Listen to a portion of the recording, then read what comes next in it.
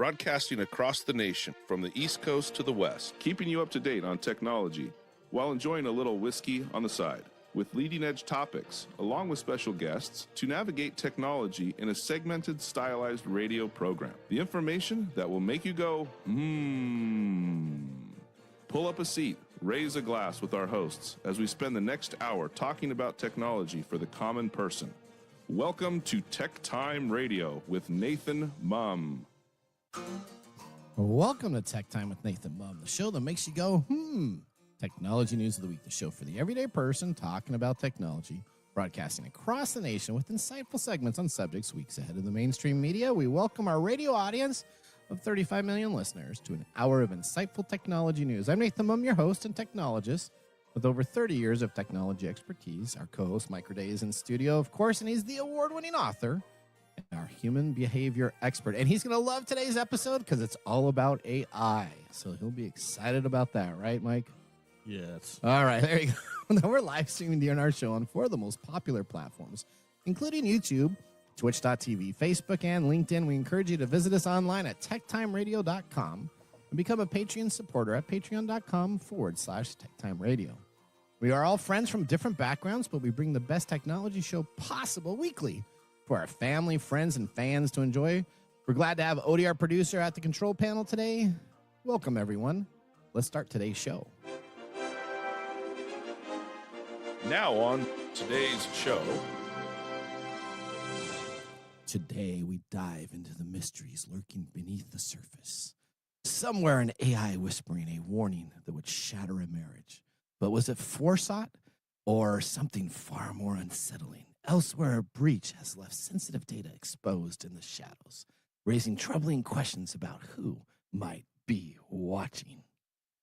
Google quietly rolls out a new AI and accessibility features, hints at something transformative. But could this be innovation or not?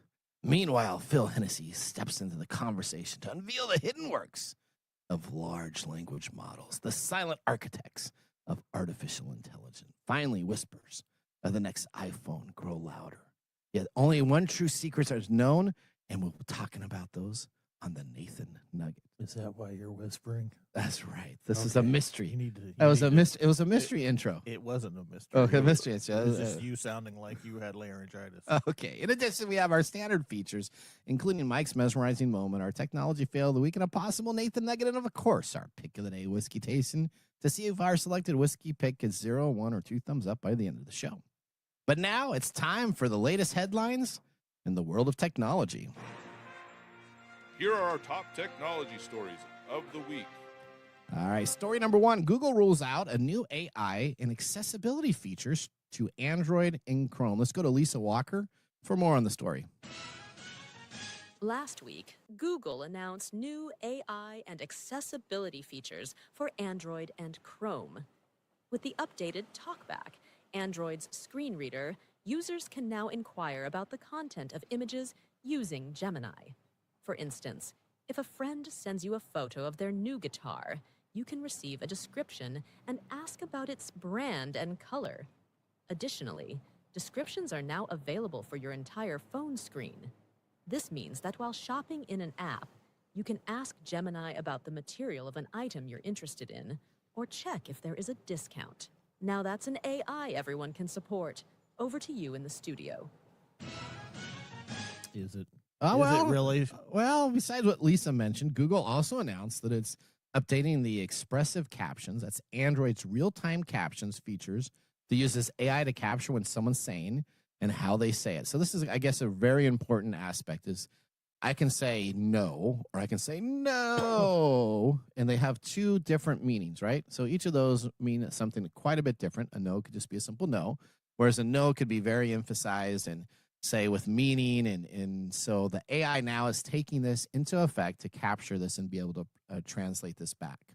Now, just think if you were having expressive captions and you're a sports announcer and you say it's an amazing shot, or it's like, way to go, hit, home run. The inflection, the whistling, the clearing of the throat, there you go, clearing of the throat, is all important aspects. And when people, where's my caption there? That's available. Now, Google's also making it easier. This is the big win right here.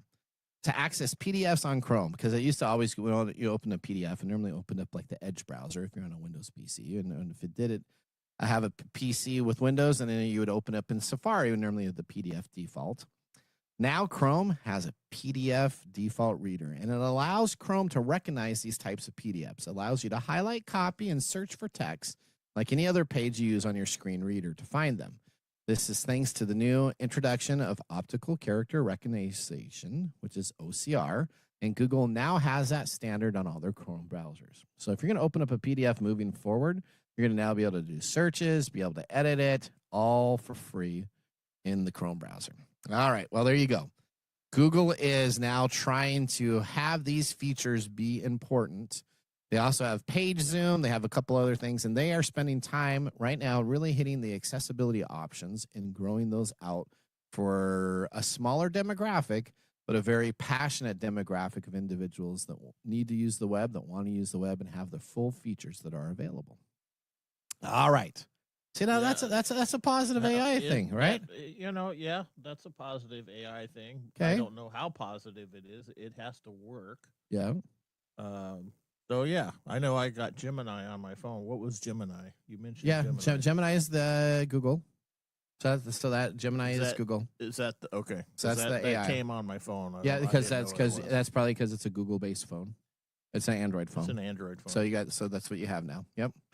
Okay. All right. Well. Yes. Let's talk about this next story. If there wasn't any more stupid ways that AI could be used for stupid people, this has to be the best. Okay. So explain to this. Oh, this what do we got? What do we got going on here? You shouldn't trust generative AI to come up with the right answers all the time.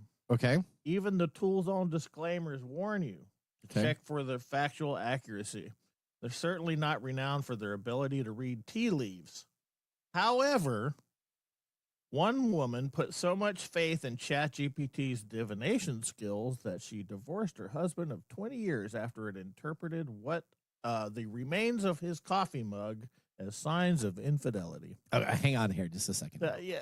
So reading tea leaves. Yeah, the coffee grounds. So coffee grounds. So I have some coffee grounds every once in a while when you do coffee. Well, clearly you shouldn't allow ChatGPT to use them for divination purposes. Okay. Would anybody even do that? I wouldn't know that it could be done, but apparently it can. Okay. tell me more. This sounds okay. Yeah. Rather than using ChatGPT's image skills to create Studio Ghibli style pictures, a Greek woman decided to experiment with the trend of AI tasseography, which is a form of divination that interprets shapes left by tea leaves or coffee grounds or wine sediment after a cup is drank. Okay. She uploaded a photo of her husband's Greek coffee grounds and asked AI to interpret them. The chatbot's interpretation was that the husband was fantasizing about having an affair with a younger woman whose name began with E, and that he was destined to begin a relationship with this person. Oh boy! I don't know. How the heck did ChatGPT I don't know. I don't know why. This? I don't know why. This is why I hate AI. Okay, all right. Keep on. It's got to be more to this story, right? It's also yes. There's more to it. Oh so man! The wife also uploaded a photo of the remains of her own coffee ground, and ChatGPT's interpretation was even more damning for the husband. It claimed he was already having an affair with this other woman and that she was trying to destroy the wife's family. Okay. Yeah. Okay. So this enterprising young woman, or older, I don't know how old she was. I don't even know if this is true or not. It is true, though. No, it is true. The woman then did what any other normal person would do. She went and filed for divorce without telling her husband. All right. Okay. All right. So I guess she appeared on a Greek morning show. The husband said that the wife was often into trendy things and believed getting ChatGPT to read the coffee grounds would be fun. He said he laughed it off as nonsense, but she didn't. She told me to leave, informed our kids about the divorce, and the next thing I knew, I was getting a call from her lawyer. Oh, man. The man refused to agree to a mutual separation naturally, so he was served with divorce papers 3 days later. His lawyer is pushing the seemingly obvious argument that claims made by an AI have no legal standing, especially when it comes to reading tea leaves. It says anybody reading tea leaves. I don't.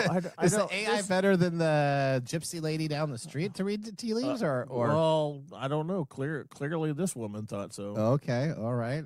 Seems that the woman has a penchant for believing in mystical guidance. A few years ago, she visited an astrologer and took a whole year for her to accept that none of it was real. What? Not only is the whole situation a sad indictment of how much faith some people put in AI and tasseography, but it's also been pointed out that the readings traditionally look at the foam patterns, the swirl, and the saucer, not just the leftover coffee. So the way to even do this was the wrong way. This is three things that I fundamentally don't have a problem with the technology. Okay, that makes sense. We've established. Yeah. Fundamentally, the technology is usually not the problem. Okay. It's the people using it that's the problem. Well, this lady seems to have more problems than technology. I'm trying to be very nice. I'm sure she's a nice lady. I don't know. This is stupid. This is like stupid criminals. You know how they get caught. And There's TV this shows is about one of the most moronic things I've ever heard of. It's funny is they would think this would be like in Alabama or someplace like but no, this is. What are you trying to say? What are you trying to say about Southern? Well, people? you were just talking. No, I'm not saying we love our broadcasts in the Southern nations. Please, that's not the case. What I'm saying is, I'm from the South. I'm just saying that normally when you see things that go on in these cop movies, like you were talking, or shows, the dumb criminals. I don't understand why anybody would use. How the heck did the GPT? AI know anything about? Well, clearly there's some sort of tasseography setting. No, there's not. No, there's not. I'm an advanced user. Are of you open, sure? Yes, because I'm an open AI advanced user. No. There's no tools in open AI. Clearly, this is a trend. She said it was a trend. A trend. So AI tasseography. So now all of a sudden everybody's gonna start getting divorced because they're gonna put stuff in the chat GPT. I don't know. So I have no idea. How do you I am not the right person to talk about the marriage and all of its things. Okay. But I think if this happened, I think this guy kind of dodged a bullet. Actually, he may want to get out. Is that what you're saying? Yeah, I don't. I think he should go Dodge. ahead and grant her the divorce and go on with his happy life because this is. Just think of that last year when he had to tell the lady whatever she got from the other person was incorrect. The astrology. Yeah. Oh boy. Okay. All right. The moon is in my hammies. Okay, story number 3. Crypto security exchange Coinbase has significant security breach and it's fighting back. So let's talk about it. This is kind of cool. This is a highlight story for me. Not that Coinbase got breached, but Coinbase, a cryptocurrency exchange. This is the one on TechTime Radio that we recommend people to use. Yours, right? Yep, that's what I use. A lot of people use that. That has over 100 million customers, has disclosed that cyber criminals working with a rogue support agent stole customer data and demanded a $20 million ransomware not to publish the stolen information. So the disclosed cyber criminals worked with people within the company or support agents within the company to steal the deals. So it was an inside job, to say the least. Well, isn't it always? 99% of the time it is. It's very rare that you actually have somebody going on and pilfering into the company outside in a CIA van. It's not the technology. It's us. Well, listen to this. The company said it will not pay the ransom, but instead established a $20 million reward fund that leads to help find the hackers and who coordinated this attack. Now, this is the way you do it. Dead or alive, $20 million. That's right. You know what? If you can find out who this person is, if you can put in some eye drops into their coffee and they don't read the tea leaves, then they won't be in existence anymore. Yeah, you got yourself maybe $20 million from Coinbase. Now, disclosure comes after the criminals behind the breach emailed Coinbase on May 11th demanding the $20 million ransom to prevent public disclosure of stolen information. Now, the threat actors managed to steal a combination of the personal identity information and up to 1% of Coinbase customer base, around 1 million users. They couldn't steal the customer's private keys or passwords and couldn't access Coinbase Prime accounts and hot and cold wallets belonging to the affected customers of the crypto exchange. In a filing with the U.S. Securities of Exchange Commissions, the SEC, the company says the data stolen in this incident includes name, address, phone, and email, which you can get from any what do you want to say? Any private medical breach that happens to you, since it happens all the time to these private medical companies. Masked security, social security, which is the last 4 digits only. Not very helpful, but okay. Masked bank account numbers and some bank account identifiers. Government ID and images, including driver's license and passport. Account data, balance snapshots and transaction history, and limited corporate data, including documents, training materials, communications available to support agents. So like the help desk, support agent information. Cyber criminals bribed and recruited a group of rogue overseas support agents to steal the Coinbase customer data to facilitate social engineering attacks. There you go, the social engineering attacks. It's the humans that got attacked. The insiders abused their access to customer support systems to steal the account data for a small subset of customers, Coinbase said in a Thursday blog post. So now let's talk about that. So I think everybody should go Old West and yeah, let me just tell you, on the dark web, bounties on the dark web right now, there are people that are actually working to find out who the people were, have the actual tracking of information. This is if you want to stop cybersecurity, this is the way to do it, because now you have the hackers on the dark web that are trying to figure out who did it, verify that with IP addresses, and they're going to do way better job of tracking down who did this for $20 million, because it's easy money. All I got to do is start going back and tracking the IP, who did this, who posted something about it. So all you got to do is be a snitch for $20 million versus all the technology that you need to do for the rest. This Coinbase method is the method that I think may help stop some cyber criminal attacks. All right. Let's hope. I hope so. I think that's an interesting response. You think so? I liked it. All right. Well, that ends our. So you know what? They must have an actual IT person there that knows what they're doing. So all these companies, when they get breached, and the PR comes on out and they say, and you just know that FireEye and these horrible companies out there go on in to give them IT security that don't know what they're doing. This. Yeah, there's your plug. There you go. This at least is a company that has somebody in IT that says, you know what? Screw it. We're not going to pay them money. We're going to go after them. All right. That ends our technology stories of the week. Moving on, Phil Hennessy will be up next, breaking down AI and what an LLM, a large language model, is. As we talk about it on the show all the time, now we get to debrief of what it is. That's what Phil does best. He breaks things down. He tells you never to get in an autonomous vehicle in the snow and many other different things. Now, buckle up as we drive 88 miles per hour into our next segment. See you after this commercial break. Looking for custom glass solutions for your next commercial project? Hartung Glass Industries is your trusted partner in custom glass fabrication. For over 100 years, Hartung has delivered proven manufacturing expertise, comprehensive product offerings, and dependable service and quality. From energy-efficient facades to custom shower doors, we create glass solutions tailored to your project needs. With 8 facilities across the U.S. and Canada, we combine national expertise with a local touch-ensuring faster service and unparalleled customer care. Hartung Glass Industries, where quality meets innovation. Visit hartungglass.com to learn more.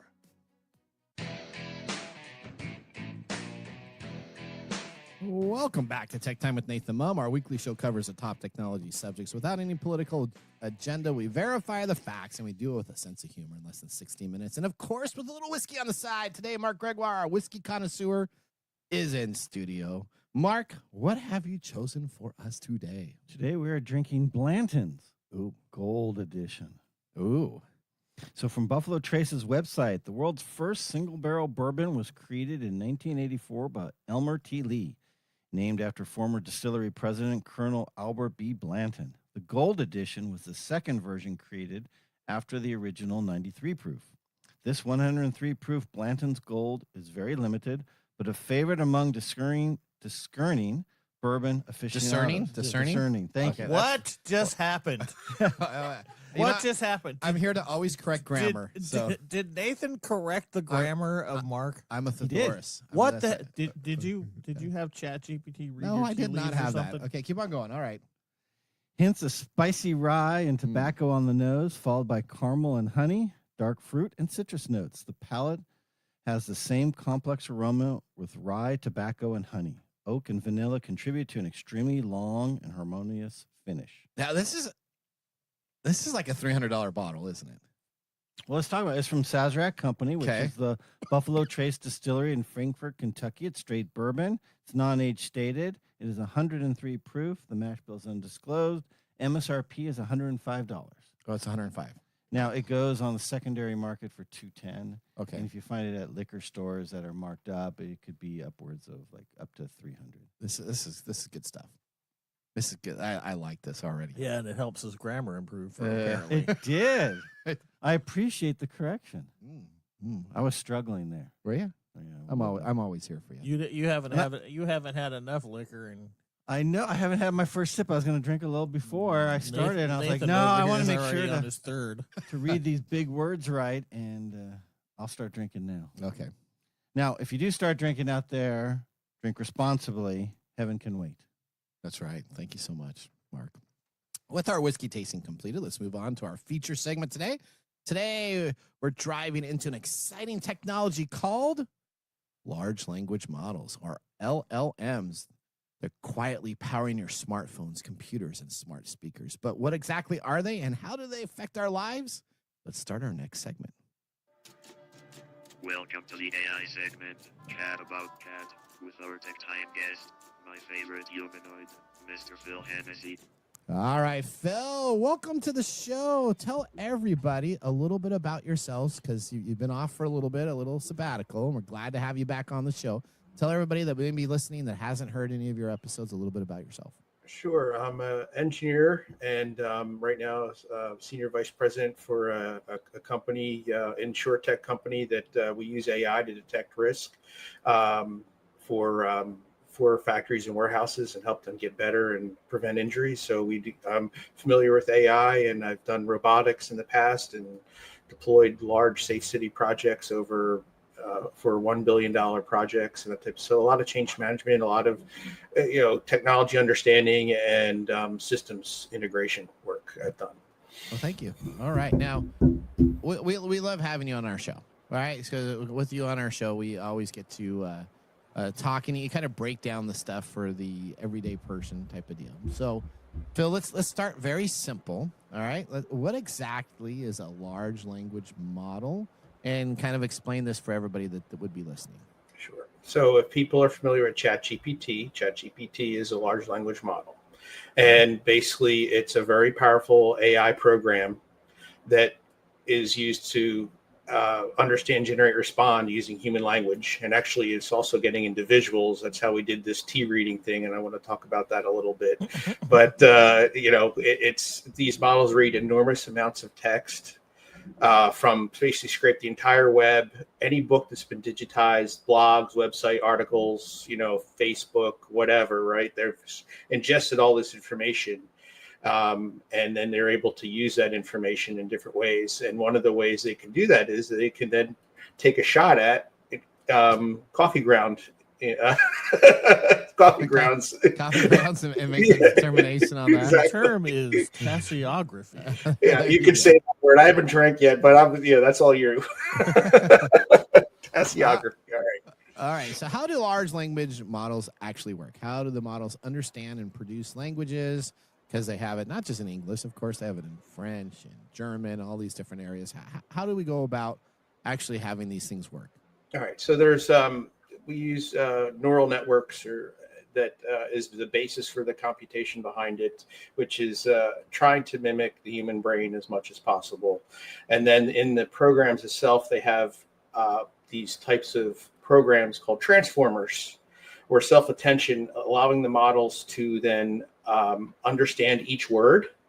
So it understands each word, and each self-attention or attention block understands one word, and they link and work together to build out that sentence and then that essay or that paragraph and that essay or that resume.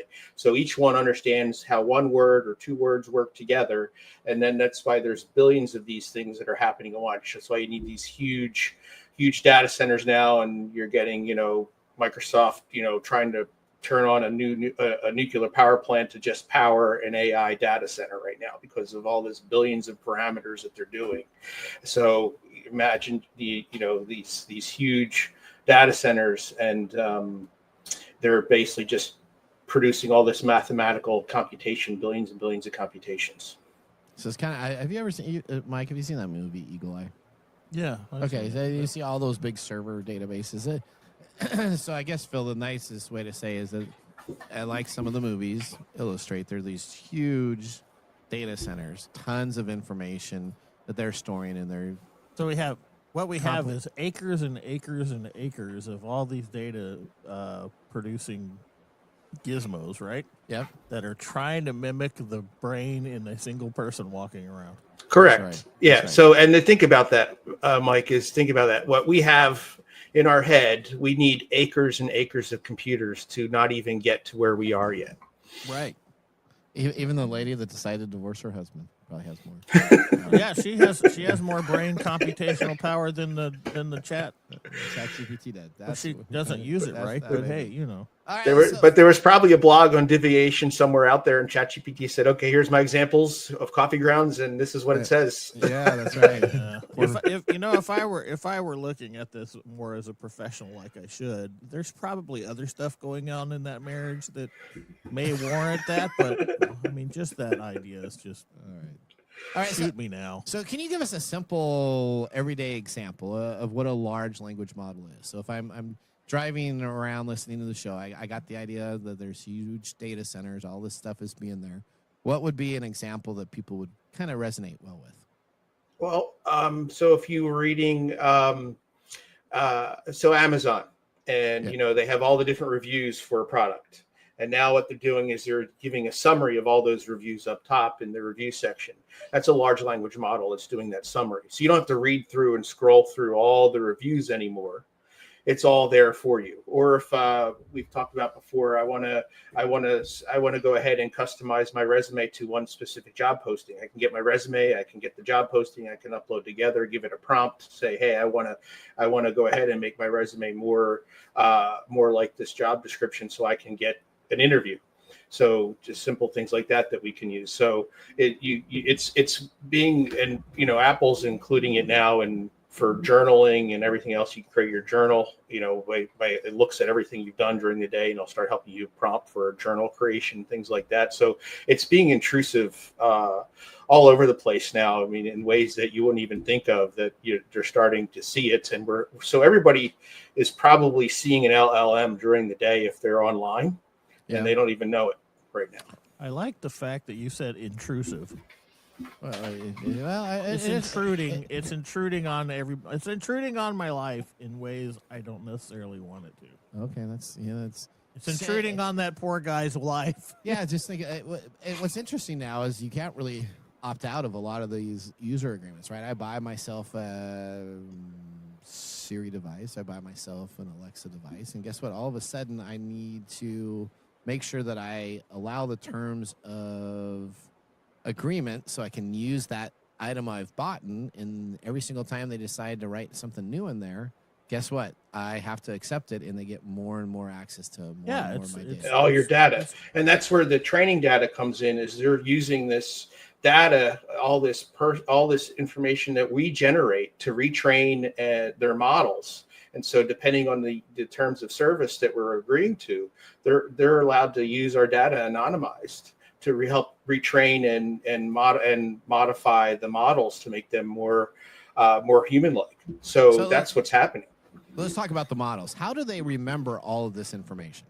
Right? So, I mean, well, they have to. They don't be have a memory. Well, how do they store this information, I guess, is my next question. If they're having these models that are there. Instead of memorizing like a human does, it creates embeddings or mathematical representations or statistical analysis. So remember I talked about these transformers, they each kind of, they associate different words together. So it's basically a big data map, I'll call it, for lack of better words, or a big word map.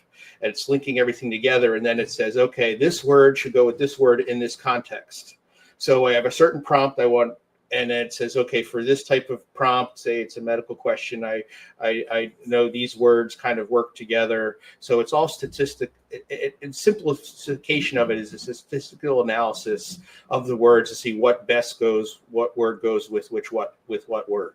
So it doesn't have free. So it doesn't have free thought, right? I mean, that's the one thing that everybody thinks about all these AIs are going to take over the world like Terminator 2. Well, that was like that Google engineer. Now maybe more like war games. It was maybe more like war games, where the computer just decides to attack because they're scared of stuff. It may take X equals Y, and then all of a sudden Y is bad, and so that you need to get rid of that. But it is not using logical thinking processes or connected synapses to create a predictive information that's available to come on out of your brain at the time, right? Well, I would say it's doing a lot of that, but it's not free thinking. It's not conscious.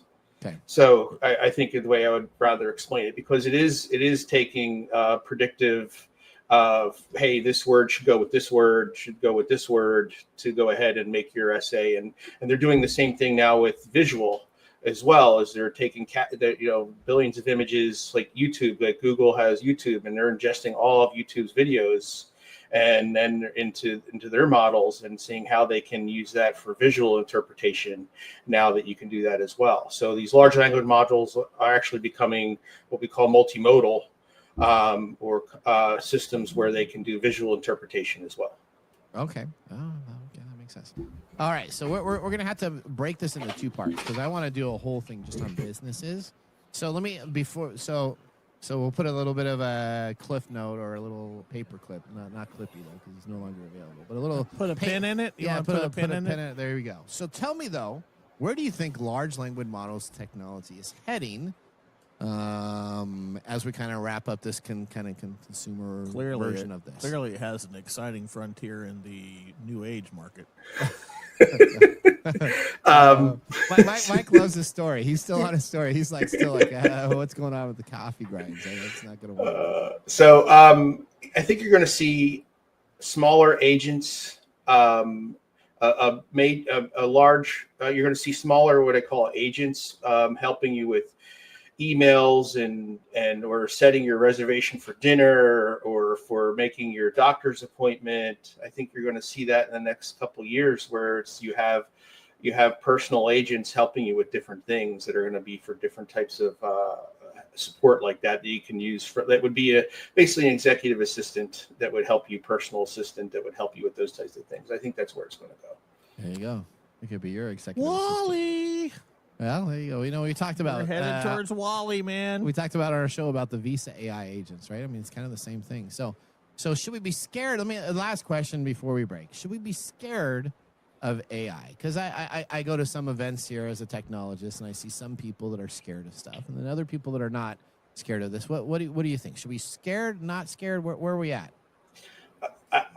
Well, I'm going to answer it a little bit different way. Okay. I don't think you can trust everything it says right now. It hallucinates. Okay. So back to Mike's story, if you're going to believe everything it says, you're going to take actions that may not be correct for your life, right? Yeah. So you need to have common sense in reading it. And it's so good at stating a fact that this partially sometimes true and false. You really have to be an expert in that field sometimes to understand it, or otherwise. So there's still going to be quality control and what I would call human in the loop, but you still need to make sure you have your reasoning, your thinking, and you're critical in using this information, because it can hallucinate. It will lie to you if you don't do the right prompt. It will give you what you want. It thinks you want sometimes. So that's what I'm scared of. It's like, are we going to get the right information? Like my work, everybody uses it. It's great. They always ask it questions for different things, but I'm like, are we getting the right answers from that? Are they real? Are we checking that answer? And that's what I'm more worried about is are we relying on it too much? And I saw an article the other day that people that use these models like ChatGPT all the time are losing their critical thinking skills. Yeah, that makes sense. Yeah, we've talked about that. All right, Phil, you know what? We are going to need to create a tagline here. HITL. All right, we need to market this. We need to trademark this. Human in the loop, right? You said that in here. I think that is going to be the new definitive terminology. That you have to have an AI. It'll be called HITL, human in the loop. I think you started it right here, so that you can take credit of the father of the HITL, making sure humans are in the loop. Humans are in a. I like it. I don't think I created it though. I probably stole it from somebody else, but Okay. you know. Okay, well, but I like it. We're gonna just claim it right We're just here. gonna run around saying "hiddle" all the time. And, if we say it enough times and we get published on YouTube as much as our show is, then maybe we can be a part of the algorithm as the creator. There we So you go. just need to I say love it. Yeah, and then the AI is going to predict the future from your coffee. All grounds. right. All right, Phil. So we want to thank you for being a part of the show. Next time on the show, we're going to take a look at how businesses use LLM, large language models, and some of the challenges. Thank you so much for being a part of our show. We could not be happier to have you back breaking down terminology and technology for us. All right. Thanks a lot. Bye, Phil. Take care. All right. Okay. Phil does a great job breaking down technology. And with that, now let's move on to Mike's mesmerizing moment. Welcome to Mike's mesmerizing moment. What does Mike have to say today? All right, Mike, here's my question. We're going back to kind of the first story. AI is being... What was the first story? What was the Google with all the new good stuff that we have. All the new... Yay. Yeah, okay. Well, AI is... Yeah, I know you're still liking your tea leaves and coffee ground stuff. But AI is being used to help people. What areas of technology can AI help next with, in your view? I don't know why you ask questions like that. Why do you ask questions like that? Because this is why do you want to? I like it when we have technology that can help in like the medical field, in the field of astronomy. Where it can help predict things like where a black hole may be.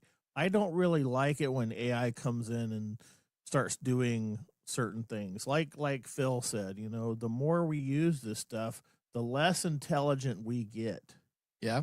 And that's that's one of the hugest problems that I have with technology, and especially AI, is that we have this issue with critical thinking. Obviously, critical thinking is a huge problem for some people. Otherwise, they wouldn't get divorced based on the predictions of an AI, right? Yeah.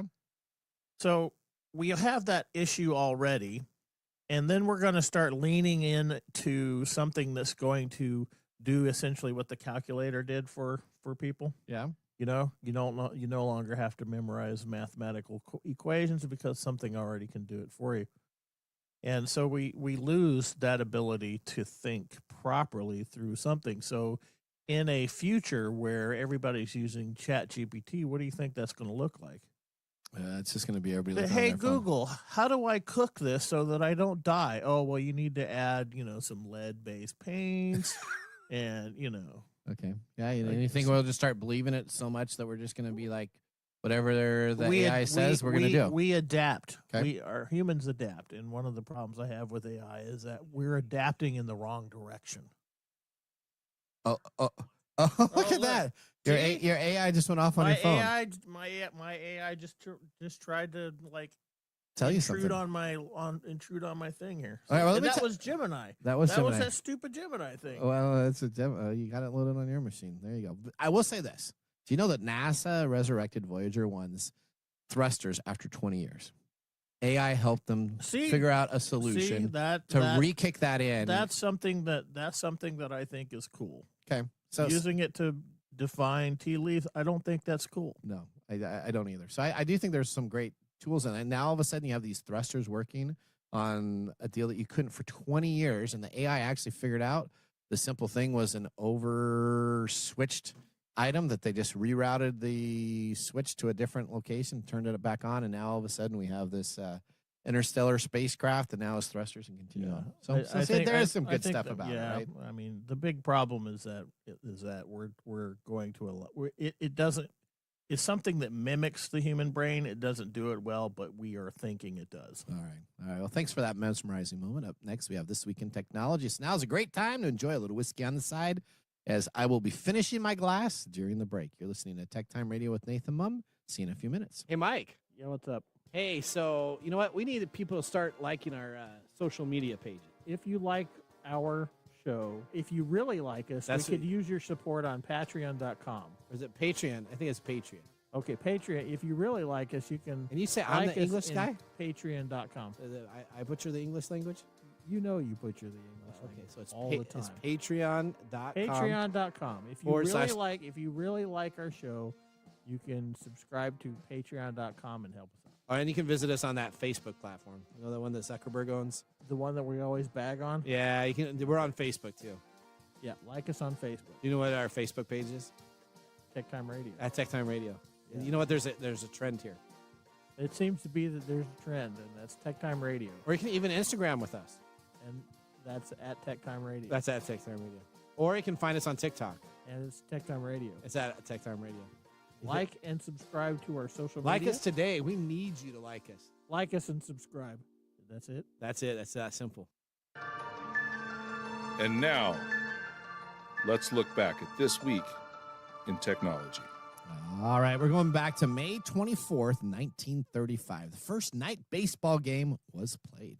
Now, the first night Major League Baseball game is played in Cincinnati, the hometown of the Reds, defeating the visiting Philadelphia Phillies 2-1. Now, night baseball caught on all around the league very quickly, except for the team in Chicago, as the Chicago Cubs did not play a home game until 1988.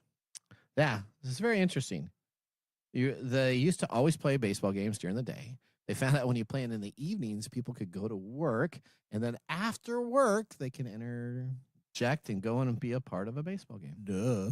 I know. More ticket sales. That's right. That was This Week in Technology. If you ever wanted to watch some Tech Time history with over 250 plus weekly broadcasts spanning our 4+ years, we have video, podcast, blog information. You can visit us all at techtimeradio.com and watch our older shows and get all of our whiskey reviews. We are now becoming the whiskey library of the large language models of all the internet for our thumbs up and thumb down reviews. We're going to take a commercial break. When we return, we have Mark's Mumble Whiskey Review. See you after this. Attention, all geeks and pop culture enthusiasts. Get ready for the ultimate celebration of everything geek at Geek Fest West Game Expo, July 18th through the 20th in downtown Everett, Washington. Join us for 3 thrilling days packed with cosmic cosplay, gaming tournaments, retro movies, and a street fair brimming with unique vendors. From the innovative Geektopia Vendor Hall to the Galactic Time Warp showcasing beloved film classics, including Ghostbusters, The Wrath of Khan, and our special 40th anniversary showing of Goonies. There's something for everyone. Plus, participate in interactive events, from keynote speakers each day to special guest artists. Tickets are on sale now. Secure your spot for this epic celebration at geekfest.com. Get your badges from one-day passes to VIP options and don't be left out. Visit geekfest.com. Geekfest West, the biggest gathering of geek fandom in Snohomish County.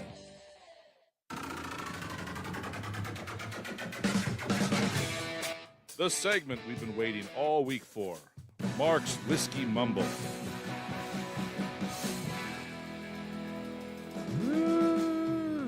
May 20th. What are we doing today? What are we celebrating with our whiskey? May 20th. We're celebrating with our whiskey. Oh, It's the 520 instead of 420. 420. Wow, No. marijuana. No, 520. We are celebrating the ability to share whiskey with friends. Wow. No, it's not that corny. Yeah. Wow. Wow. You can say that. Okay, what is it? We're celebrating National Coffee Divining Day. No, today, May 20th, is Be a Millionaire Day. Oh, okay. Okay. Yeah. Well, I can get behind that. Who's giving out the money so I can be a millionaire? Well, let me tell you, Mike. Okay. When you think of being a millionaire, what's the first thing that comes to your mind? Not working. I think of the TV show Who Wants to Be a Millionaire. Whatever your personal dreams may be, celebrate today by doing at least one thing that makes you feel like a million. Oh. So, treat yourself. Oh, okay. Treat yourself. Is that what it's saying? Don't look. You made Odie's over Odie here fall crying. out of the chair, man.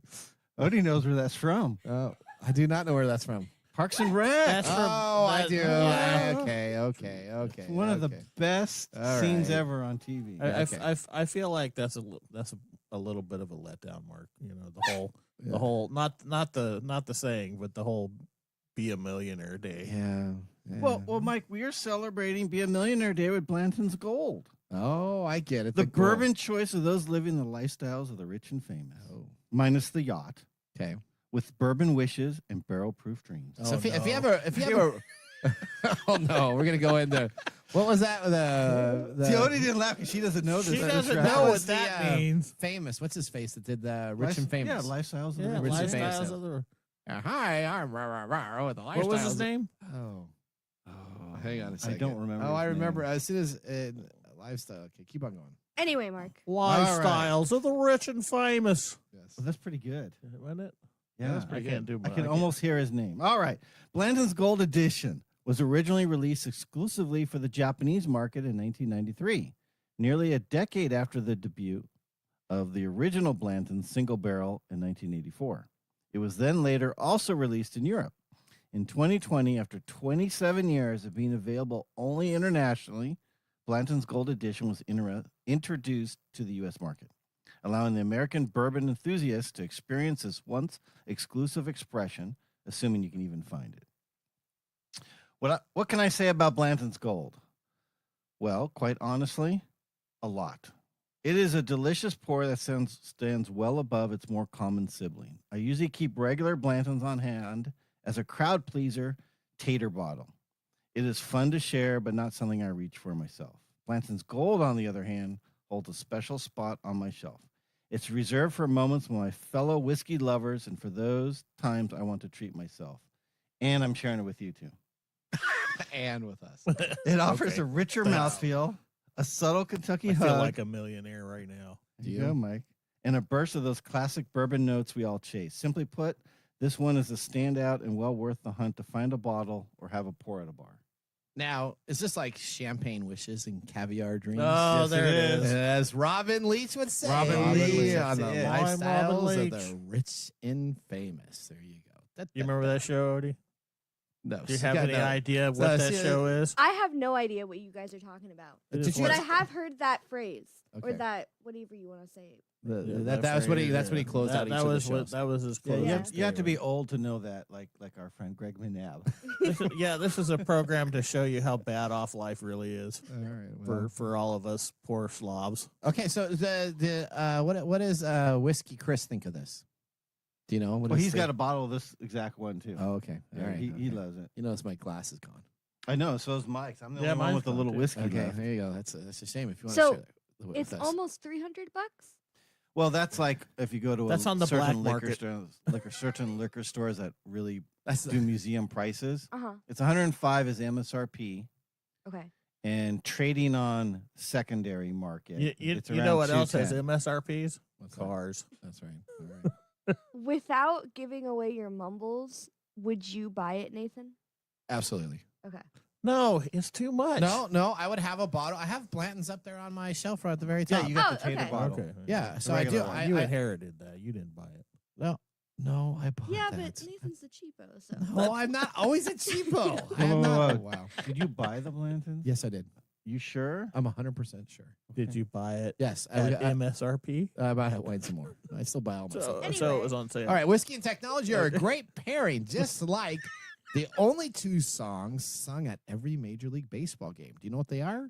It's "Take Me Out to the Ball Game" and the national anthem. You know, you having to explain that just takes the air out of it. No, that's a great combination of pairings. All right, let's prepare for our And you know what technology. baseball is, right, Odie? Wow. The young kids don't do baseball. Yeah. Never. Well, Okay. I think that's a fair question. She knows who that is. Okay. If you don't know, Are you if serious? The station rebroadcasts the minor league team. I have to sit through baseball Yeah, she every watches. week. She listens See, to there it the is. Tacoma Rainiers. I have to sit Wow. through it. Well, yeah, and I whatever. played softball. Okay, so Okay. I do know What- what. what Oh, position just did you play? checking. Catcher and outfield. Don't okay. feel bad. I mean, lifestyles of the rich and famous you don't know about. Some people Now don't let's know move what on to baseball our is. technology fail of the week. This is our leader. This is now the fourth time they have had a technology fail on our show. Dun, dun, They dun. are the leader. You know when they kind of do like the five person club for Saturday Night Live when you host 5 shows? Oh yeah. So this is now becoming our fourth. This is our leader, our fourth. You sure Tesla's not ahead of them? No, they're not. They're Really? tied. They're tied. Okay. All right, here we go. Congratulations, you're a failure. Oh, I failed, did I? Yes. Did I? Yes. All right, our fourth time we've had this company on. It is Waymo, our technology failure. Now, you know what? No. What happens to, let's just talk about what happens when you get in a wreck in a Waymo car. Do you know what happens? You die horribly? No, it's just who gets the ticket? Does the driver? Does the company? That's still up in the air, depending on which state you're in. What do you mean? There is no driver. Well, How you is as the that up in the passenger. air? As a passenger. There's literally nothing that you can do to influence Well, it the... depends on if you're in California or Arizona or Really? Texas. You're sitting in the back seat. Yeah. All right, let's continue. all Well, right. if you, I don't More know. than I guess if you're 1,200. stupid enough to ride in one, you should probably get billed for it. All right, more than 1,200 Waymo cars had to get their software updated because of reported incidents in Waymo's vehicles hitting gates, chains, and other road obstacles. Like just going for This is the and same, hitting this it. is the Just same hitting one it. that couldn't Yeah. navigate snow, right? Yeah, that's right. That's right. Phil talked about that on our stuff. So the volunteer recall was submitted last week to the National Highway Traffic Safety Administration regarding the affected fifth generation automated driving systems. However, officials said the issue was resolved through a software update that was rolled out starting November 2024 to the 1,000 plus cars impacted. The recall doesn't impact any Waymo cars currently on the road because those are, I guess, sixth generation and above. Before the update, the driverless cars caused minor crashes with chains, gates, and other obstacles on the road. No injuries were reported, and the NHTSA started an investigation into Waymo in 2024 after receiving reports of 16 incidents regarding minor crashes. Now, Waymo provides more than 250,000 paid trips every week in some of the most challenging driving environments in the U.S. Now, they say that they hold themselves to higher standards, and our records indicate less injuries over the tens of millions of fully autonomous miles driven on our technology-based roads to make them safer. Now, a Waymo spokesman says that they are the world's most trusted driver. A voluntary recall submission comes after more than 600 self-driving cars needed a software update in June of 2024 because one hit a telephone pole. I want to ask the Waymo spokesperson if he uses Waymo. Would you? Hey, do you guys use the product? I'm sure he does. He's probably like 16 years old. I might disagree with this a little, Mike. Well, he's I've probably been traveling a lot, and human drivers are horrible. Are they? Absolutely horrible. I'd rather take a car that occasionally hits a gate and a chain Okay. than Wait, over most what? humans. Really? Absolutely. What about when they can't navigate construction and like Or drive what, into they can't construction even park zones? in their own parking lot. Yeah, they Sometimes circle they park. park in the middle of the intersection and then let people out. Now you can exit. Well, I guess isn't you're that like a safe. lot of People are- humans? Well, it could be, No. it could Yeah, be. a lot of humans just park anywhere. All the Uber drivers park in the middle of the street. You go to a parking space and there's okay. parked Oh, diagonal. Waymo cars. I can Hang on. I can get behind that in partly because I drive every day and I see stupid people and I'm not the best driver in the world either, but I'm a known entity. All right. Well, guess what? They've had now 202 crashes in Arizona since 2021 to 2024. And only 31 of them resulted in any injuries. Only 31 of them resulted in injuries. All right. And officers determined the self-driving cars are not at fault 87% of the time. They're so bingo. If you're in the 13%, best of luck. You're just sitting there and you're locked in a cage, and hopefully no one hits you in the back, which happened to some So poor humans, individuals. 87% fault. Waymo, No, I wouldn't think 13% that. fault. All right. You know what? I like that number. Let's move right now Drink some more immediately plants, in. buddy. Can we go right into the Nathan Nugget? All right, let's do that. Apparently, we can't. This there it is your Nugget of the Week. Oh, hopefully your mic wasn't on there, right? Okay. Woo-wee. Little dead air, and we don't want to hear those profanities. That was a bleep out. All right, now Apple users have 7 weeks to claim their $100 back. Make sure you listen to episode 252 to learn more. But today we're continuing with some Apple news. Now, the iPhone 17 release date. When is the next iPhone coming out? Over the last several years, Apple has consistently announced its new phones in the first half of September. This will likely be the case again with the full iPhone 17 lineup planned. Now, Apple could move much of the U.S. phone production from China to India, and they've already escaped many of the tariff hikes thanks to a reciprocal tariff exemption list that includes many phones, laptops, and other electronics that Apple directly produces. That's interesting. Right. All And right. do they donate to the inauguration? Oh, $1 million fund. They all did, didn't they? They did. The iPhone 17 Pro's camera has been subject to multiple rumor changes. Most notably, the Apple may have a horizontal camera bar that spreads across the width of the phone. So when you hold it on up, you can take full-sized landscape pictures. Now, the front-facing self camera could also get an upgrade. A leaked image on X suggesting the iPhone could feature a pill-shaped camera bar that looks a lot like the camera bar on the Google Pixel 9 phone. So, is Odie going to run out and get one of these? No. Look at that. She's like, no. I still have the 13. I haven't upgraded. Okay. Yeah, until this dies, you better hurry. I'm not gonna upgrade. There you go. Now, the technology hostage is going to kick in, and you're going to have to. Now, you know what? With the new iPhone 17, the models will have to step up to more memory. They're going to have 12 gigabytes of RAM minimum because they can't do all their AI stuff that's available. 12 gigabytes. Yep. Okay. So they're going to have to do that pretty big jump. They have larger hard drive space that will be needed to actually make sure that they do the algorithms in the back. And with that, guess what? You're probably going to lose battery life. It looks like the new phone will probably only have the 8 to 10 hour battery life return, as Apple has been plagued with before. There you go. Use your Apple device. It goes dead in an hour. Yeah, I don't even know. I think it's an iPhone 15. Yeah. For work. Yeah. It goes dead after a day of non-using it. Yeah. It sucks. Welcome to Apple. All right. Now let's move on to our pick of the day whiskey tasting. And now our pick of the day for our whiskey tastings. Let's see what bubbles to the top. Today we're drinking Blanton's Gold Edition from Buffalo Trace, straight bourbon, 103 proof, $105. All right. Absolute. Yeah, we but, know. But more than likely, we know what two Nathan's to do. 300. Yeah, thumbs, big time up. Love this. Probably the best whiskey I've had since yesterday. Since 3 weeks ago. All right, Mike, what do you got? Okay, I don't even think I have to say it because I like it. It's good. It's a thumbs up for me. And this is on your shelf? Yeah. On your top shelf? Oh, yeah. All right. There you go. You love it a lot. It's getting low, though. I'm going to have to baby this. Are you going to treat yourself? Oh, you know it, Odie. Mike?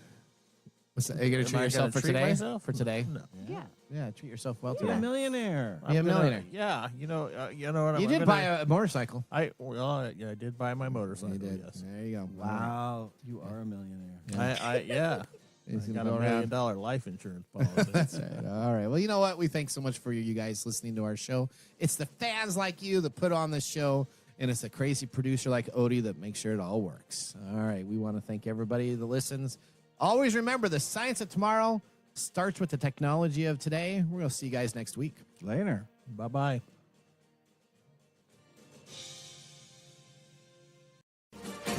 Thanks for joining us on TechTime Radio. We hope that you had a chance to have that moment today in technology. The fun doesn't stop there. We recommend that you go to techtimeradio.com and join our fan list for the most important aspect of staying connected and winning some really great monthly prizes. We also have a few other ways to stay connected, including subscribing to our podcast on any podcast service, from Apple to Google and everything in between. We're also on YouTube, so check us out on youtube.com/TechTimeRadio, all one word. We hope you enjoyed the show as much as we did making it for you. From all of us at TechTime Radio, remember, mum's the word. Have a safe and fantastic